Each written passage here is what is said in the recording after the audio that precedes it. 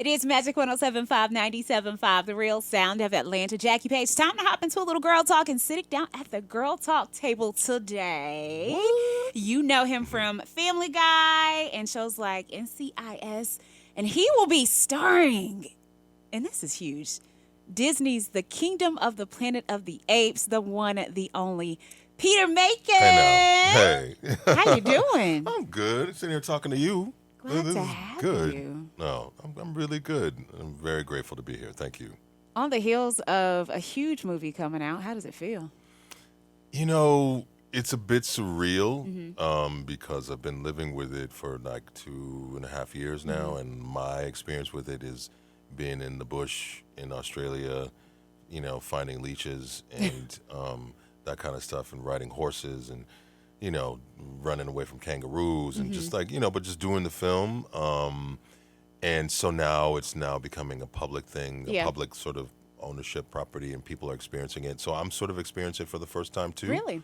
Yeah, because I've seen it once, and I've seen lots of, footage and lots of, edit sessions and stuff like that, but I've never seen the finished product. Yeah. And I only saw the finished product last Thursday, and it's mind blowing. Because when we were shooting, I had no way of knowing what it looks like because we had to shoot everything and then they had to render everything. Okay. With the performance capture of having the cameras like basically like this in your Yeah. face.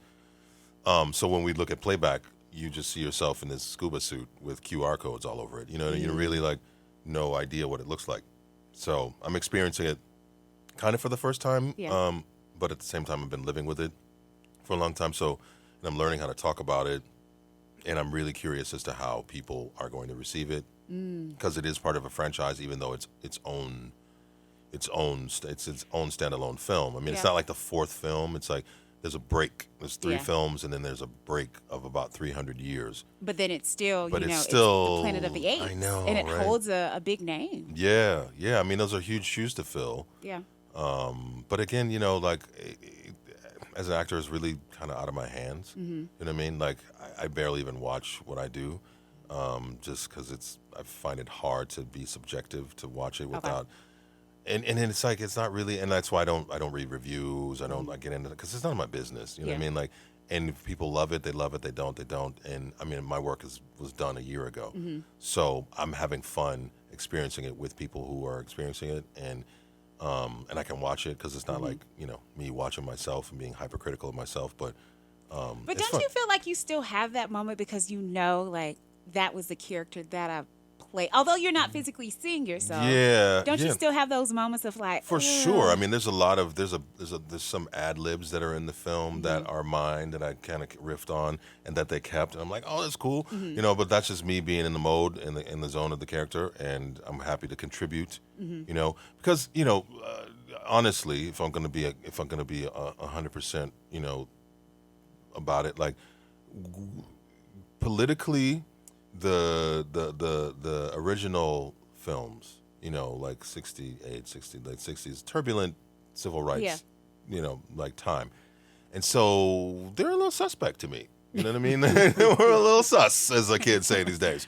Especially, who's, like the lead actor in those movies. Like, I don't agree politically with him at all. I Yeah. mean, he's rest in peace. But still, so I kind of have had a relationship with these movies. I'm just like, I see what y'all really trying to say, but I'm cool. So it took me a minute for them to grow on me, but then they started getting weird with like the other movies and like the sci-fi, like the technology, and like I'm like, oh, this is actually pretty fascinating. It's taken on a different tone as opposed to just like the human beings in cages and Yeah. the apes. So it started to develop and grow, and so to that end, like these films now. Like if I look at like the first film that was made and like this last film that was made in the franchise, I'm like, oh, okay, so not only has the technology evolved, but the storytelling and the raison d'être of like why we're telling these stories have changed and evolved too. So I can rock with it because we are a much more sort of tertiary society now. Like Yeah. there's so much more in-depth discussion and things to talk about. Yeah. So, and for us to walk away with, you know what I mean? Just, it's a mirror, with where we are with rising sea levels and whatnot. You Yeah. know what I mean? Like global warming and all. So it really is like a cautionary tale of, you know, what how human beings fit on the ladder or the food chain, and what happens if, you know, someone says that human beings are the only species on the earth that can't fully coexist with its environment. Now that might be true, and it may not be true. I know that certain, you know, indigenous populations do just fine Yeah. as they are. So that's why I'm saying it might not necessarily be true for all, but there is, you know, there's a lot to think about in that. You know, and as I said in there, if polar bears had thumbs, it would be a wrap. You know, we Yeah, would not. I So mean, I don't know. But you make a point. so yeah, I mean, I think that we, you know, we need to be thinking about that, asking ourselves these questions, Yeah. and being mindful of, you know, how we got one planet. So when the aliens come, you know what I mean? You Then said that's when different. they come? Oh yeah, yeah, like they've already kind of come. yeah. I'm just saying when they reveal themselves to There we us. go. Okay. You know what I mean? Because I'm like, I know y'all out there watching me. Leave me alone, Right. until you got something to say. But real talk. I'm with you. They, you know, it's, I don't know when they've been here.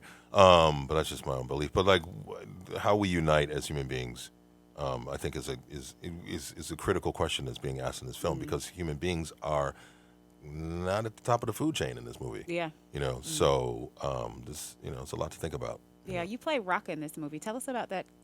Your character. Rocka, like so of all the great apes, you know, bonobos, which is what Proxima Caesar is, and they are the closest to us as in terms of our DNA, closer than chimpanzees, which are very close. So you have bonobos, chimpanzees, which is what Noah is, orangutans, and gorillas, essentially. Those are great apes. And so orangutans are the most peaceful and yet the most solitary of the great apes. So I want to say the voice of reason, Okay. or Raka. Like chimpanzees are very. You go to the zoos or you go to like have like sanctuaries. They can be very stressful. Like gorillas, silverback gorillas, their main cause of death is heart attack, because they are very protective of their, you know, charges and who they look after, and they just have a lot going on, but they're very still and they're really chill until they're not. Chimpanzees are sort of frenetic, but orangutans are they move the slowest. Do you know what I mean? And they're just the most chill. And so Raka, I feel like, represents, in the same way that Maurice did Okay. in the previous films, this voice of balance and reason. And even though he may or may not know what he's talking about, because again, it's 300 years, and stories, as I said, tend to last longer than truth, right? Truth is something, and then the way that we interpret the truth and the way that we pass that truth on down the road, down the line to our, you know, our lineage, that's the stuff that survives. So Raka, I want to say, is sort of in between worlds. He understands like the world of Caesar and the main, you know, creed of what Caesar was saying about like apes together strong, ape shall not kill ape, you know, and over a course of 300 years later, a lot of that's been misconstrued, but he's an archaeologist, you know, because it's like he's digging through the rubble and the ruins of what humans have left behind, and he's putting together his own sort of allegory from a position of coexistence of human beings and apes living side by side. Now, you know, we know what the reality of what that looks like in our society. Like, you don't have apes taking the bus with you, right? Like they're in the zoo. So when I say about truth being misconstrued a bit, like he doesn't really comprehend the notion of apes being in cages, because that's Beyond, beyond, almost beyond comprehension. Yeah. Because, you know, Caesar said apes and humans side by side. So that doesn't translate to being in cages. That's preposterous. So anyway, he's a bit of a, I think he's a bit nuts. I think he's a bit like because I think he talks to himself a lot, because he's by himself a lot. Yeah. And as orangutans are, but he's ingesting all this knowledge and processing all this knowledge on his own. I mean, he, you know, like a lot of the stuff probably didn't make it in the film, but there were he would set out fruit and vegetables and like running these experiments on these feral human beings trying to understand humanity. So he's a scientist. He's all of these things. And he's a bit of a kook, you know what I mean? Yeah. He's a bit off his rocker. So, as I would imagine would happen to one who spends the majority of their time alone, and still wildly curious about the state of affairs. So, it was a bit like my father-in-law. There's a lot of my father-in-law in Raqqa. So yeah, it was just so much fun. And someone asked me how this character has, landed and weighed on me. That was going to be my next question. Like, what did you take away from playing Rocco? Living in that space of super chill, trying to manifest perspective in the midst of chaos. Peter, am very, very, I'm like Bruce Banner. Like, I'm angry all the time about macrocosmic issues that I can't control. Famine, hunger, war, Yeah. you name it. But I am able to compartmentalize my micromanagement of my anger. So therefore, I feel like I'm a much more pleasant human being to be around, and I'm processing things that hurt me, Yeah. and hurt us all, and not having to wear that on my sleeve, and not having to walk around with that in the world, and just being able to see your lovely smile and your Yeah. presence and just be right Yeah, here. connected in the moment. You know what I mean? Because that's Yeah. all that's all I feel like I Yeah. have. So just living in that space, and again, a lot like my father-in-law, who was, he was a former boxer and he's a former actor, and he's just a sage. He just took me fishing. He really picked me up off the ground. Before I even met his daughter. Yeah. It was cool. I was in with dad. You know what I'm saying? So I had a shot. But he walks through the world with such dignity and grace. And when he speaks to my boys, and they send books, and you know what I mean? It's just Yeah. like this presence of like this other generation that is so necessary, I feel like, for us to have, because Big Mama's gone, Big Daddy's gone. So like trying to, as we get older, maintain, which is a lot like what Rocca's doing. He's Yeah. just trying to maintain some sense of the sort of majestic, just the way of being that's in a coexistence, diametrically opposed to Proximus Caesar, who I understand his reasons. Yeah. So that's it's helped me a lot to just kind of cool my jets and not be so hyped up and like, Over everything. Yeah, it's just like- so yeah, because Yeah. it's like, look, man, that's just waste anyway. Yeah. All that part, and I'm really grateful for that, because it seems to work. 'Cause That's a good thing to be able to take away. yeah, Because I think we all struggle with that to some extent. So to be able to, play a role and take that away is a good thing to take away. yeah. ATL, Peter Macon, sitting down at the Girl Talk table. He will be in Disney's The Kingdom of the Planet of the Apes. What would you say was one of your favoriteest moments of being in this film? Ooh, man. If you have more than one, that's perfectly fine. Well, first of all, everything in Australia wants to kill you. Carry on. You know what I'm saying? Like finding a leech in you have layers and layers of clothes on. Yeah. And finding a leech, I know. right? And worse than a crocodile, worse than the alligator, worse than but it's so invasive. So but I was marveling at the nature of Australia and New Zealand, because we'd be out in these places and it's so like untouched rainforest that's gorgeous. That and just being in like that environment, and that was much to the credit of Wes, the director, of like wanting to shoot in these places and not just be in like these, green screen places. Rooms, yeah. But just like, I love travel. I love seeing places. I'm going places I've never been. But I will say that having a few opportunities to chat with Andy Serkis. Okay. And Andy Serkis is, like the godfather of performance capture. Yeah. And he's so generous and so specific with, helping me build, helping us all. He helped us all build, because he started this whole thing, and just so that was like a kind of a geek out. I'm like, oh man, Andy Serkis.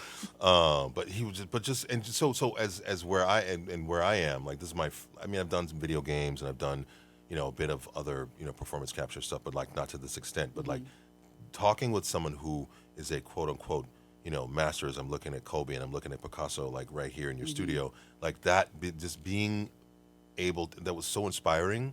To be able to to get gems from someone who's at the top, and who's still growing and learning and challenging himself. So that gave me drive as a creative, as an artist, to like to see like if where you could go with your own trajectory, with your career, just being in the graces of someone who was so profoundly talented and masterful at their craft, and how generous they are. It just gave me so much juice to want to emulate that and be, and just like the bar is up here with him, and who am I to lower the bar? No, like, so that, just those takeaways, and just being in that realm, because actors, we barely, like 98% of the time we're looking for work. You know what I'm saying? We're trying to find work, or in between. And even when we're shooting, we're just sitting around, we're waiting for them to set the shots up. So like, it's very, unlike theater, where I spent a lot of my time in the theater, growing up in the theater on the stage, where it's a more of an actor's controlled medium. Like, just being able to be around people who really are invested, and they really are just deeply inspired. I love being inspired, and it was really inspired. So I was inspired by the landscape, of new places and new species of things that were trying to eat me, and and inspired by artists who are really not necessarily a place where I want to be, because you're only where you are, but it was just great. It was just like they just emulate. Like, this just grace. to be in that presence. That energy. It gave me so much fuel. So, and that's where I want to live and be in all the time. And like, as actors, there's a lot of moving parts to us able to do our work. And that can be deeply frustrating and debilitating sometimes. But so when you're in the mode and you get to be in there, just like soak it up for all it's worth, and be in that space. And that is, I'm still like, I'm still like, yeah, exactly. I know. I just called my mom. I'm like, did you see the interview with it? So like, and it's fun that it's happening for all of them too, because I've always been like the cuckoo artist in my family, and now my brothers and cousins are like, oh, my brother's a movie star, and that's fun for me, because I would never say that. But the joy of that it's bringing them is cool for me. It's cool.